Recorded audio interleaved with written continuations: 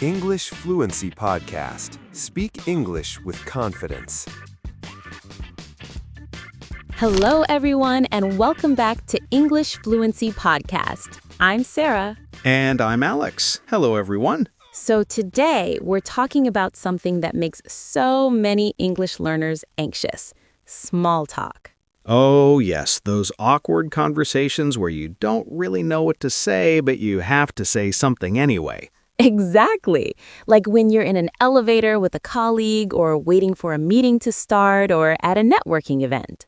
Right, and for English learners, this is extra stressful because you're translating in your head, trying to find the right words, and the silence is getting longer and more awkward. Yep. So today, we're giving you 6 practical strategies for small talk. By the end of this episode, you'll know exactly what to say in any awkward social situation. And here's the thing, small talk isn't about having deep, meaningful conversations, it's just about being friendly and breaking the silence. Exactly. You don't need to be brilliant or funny, you just need to be polite and normal. And we'll show you how. Right. These are simple phrases and topics that work in almost any situation. So whether you're at work, traveling, or just meeting new people, you'll be ready. All right, before we jump into the strategies, let's quickly go over some words you'll hear today. Okay, here are a few words you'll hear in this episode. Some you definitely know already. Right. So we have word 1, small talk. Light, casual conversation about unimportant topics, not deep or serious. Word 2, awkward. You've heard this many times, when something feels uncomfortable or embarrassing. Word 3, break the ice. We covered this in our idioms episode. It means to start a conversation and make people comfortable. Word 4, opener. The first thing you say to start a conversation. Word 5, networking. Meeting people for professional or social connections. And word 6, compliment. Saying something nice about someone or something they have. Perfect. You'll hear all of these naturally. Now, let's jump into the 6 strategies. All right, Alex, let's start with the basics. What are some safe openers that work in almost any situation? Good question. Safe openers are phrases you can use to start a conversation without being too personal or weird. Right. So, what are some examples? Well, the safest ones are, how's it going? How are you doing? How's your day been? Perfect. And these all mean basically the same thing, right? You're just asking how they are. Exactly. And here's the thing. People don't expect a long answer. Usually they just say, good, you? Or, not bad, how about you? Right. So you're not actually asking for their life story. It's just a friendly greeting. Exactly. And if you want to be a bit more specific, you can add context. Like, how was your weekend? How's your week going? Keeping busy? Love that. Keeping busy is so casual and natural. It is. And actually, if someone asks you, keeping busy, you can just say, yeah, pretty busy. Or, not too bad, you?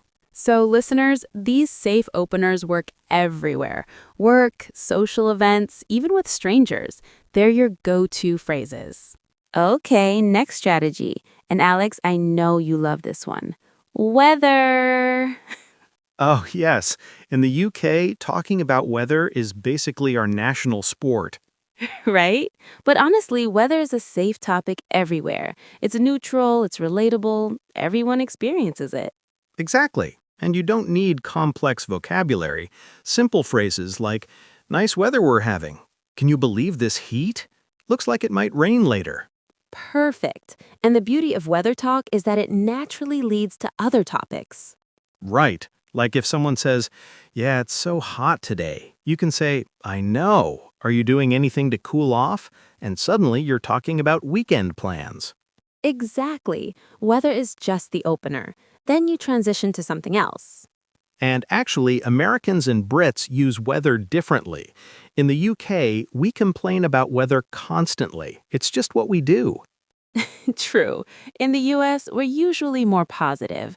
What a beautiful day versus typical British weather, always raining. Hey, it's character building. All right.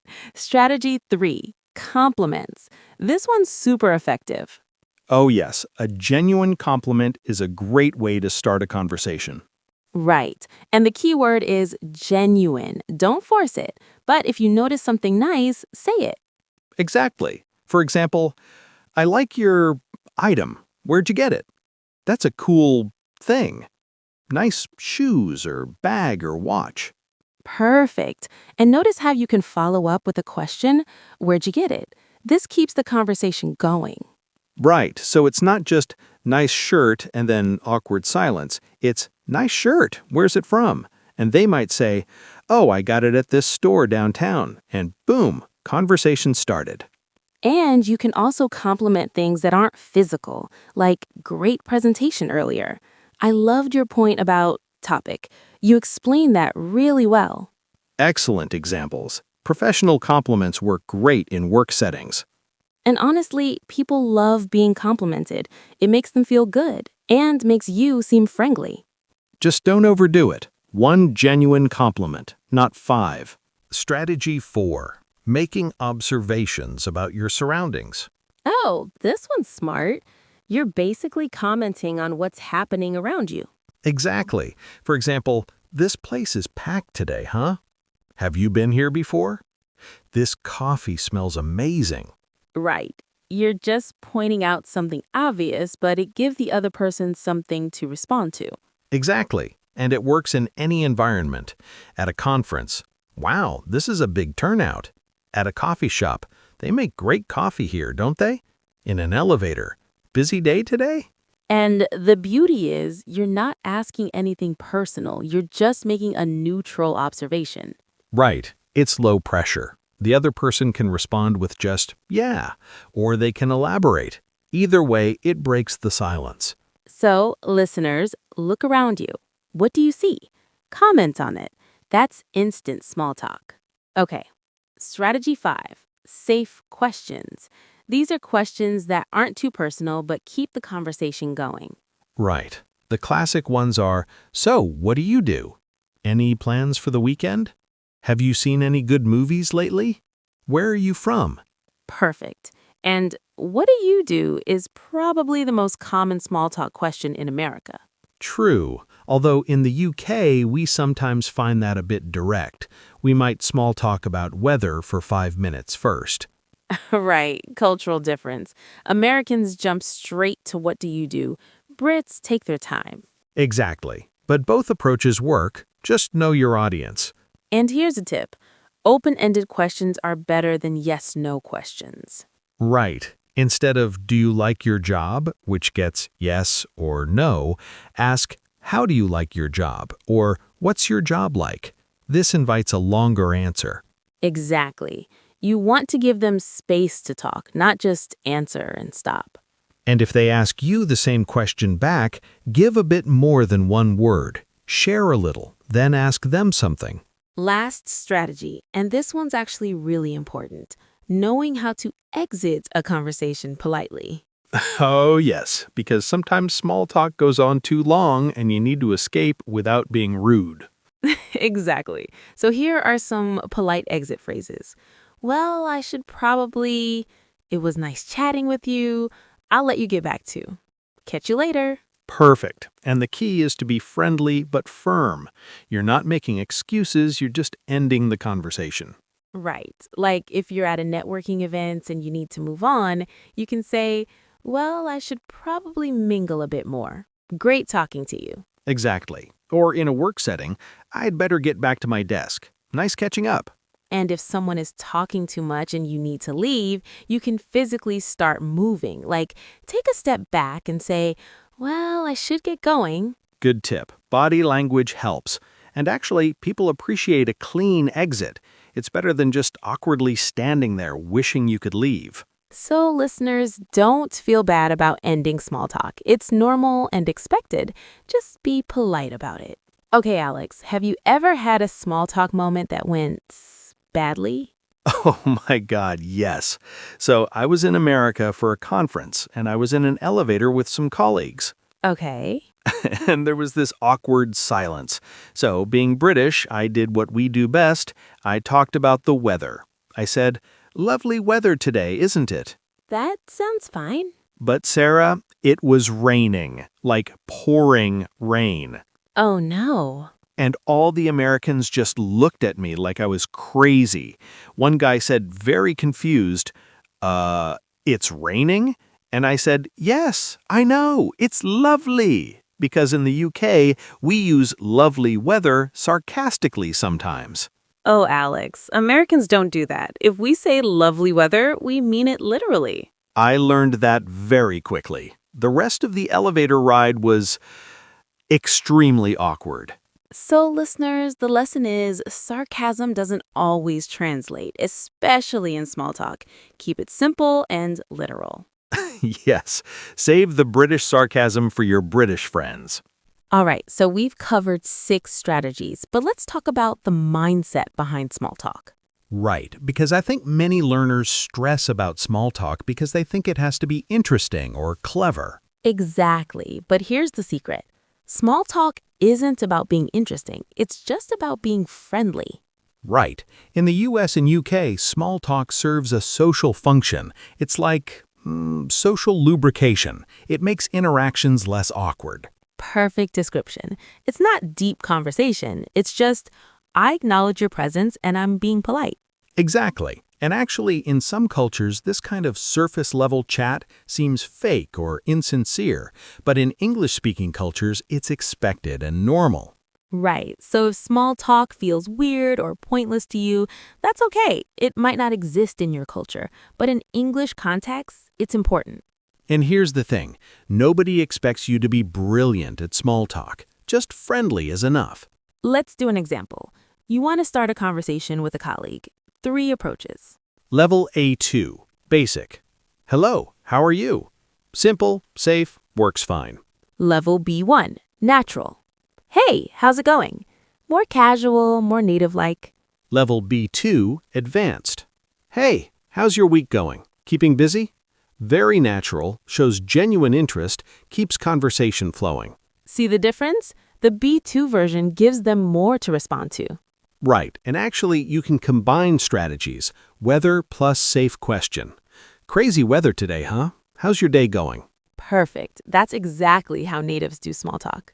Okay, Alex, can you show us awkward small talk, like what not to do? Hello, the weather is satisfactory today. I observe that you are wearing garments. They are adequate. Do you have hobbies? Please enumerate them. Oh my God, stop. You sound like a robot. But that's how learners sometimes sound when they're translating from textbooks. Too formal, too weird. Right. Better version? Hey, nice day, isn't it? Love your jacket, by the way. Where'd you get it? Much better. Natural, friendly, conversational. So, listeners, don't overthink small talk. Keep it simple, keep it friendly, and it'll be fine. All right, everyone, rapid review time. Alex, I'll say the strategy, you give an example. Ready? Ready. Safe openers. How's it going? Or keeping busy? Weather talk. Can you believe this heat? Compliments. I like your shoes. Where'd you get them? Observations. This place is packed today, huh? Safe questions. So, what do you do? Or, any plans for the weekend? Polite exits. Well, I should probably get going. Nice chatting. Perfect. Listeners, if you can remember these 6 strategies, you'll never be stuck in awkward silence again. And remember, practice makes perfect. The more you do small talk, the easier it gets. Right. Start small. Try one strategy this week, then build from there. Well, that's all we have time for today. Alex, final advice for people who hate small talk? Just this, small talk is a skill, not a talent. You're not born good at it, you learn it. And every time you practice, you get a little bit better. Love that. Everyone, if you enjoyed this episode, hit that subscribe button, leave us a comment telling us which strategy you're going to try, and share this with a friend who struggles with small talk. And here's a challenge. This week, try starting one small talk conversation. Just one. Use any strategy we taught. See how it goes. Great challenge. And honestly, most people will appreciate it. Everyone prefers friendly small talk over awkward silence. Exactly. And comment below, do you find small talk easy or difficult? What's your biggest challenge with it? Next episode, we're talking about something that a lot of people don't want to hear but need to hear.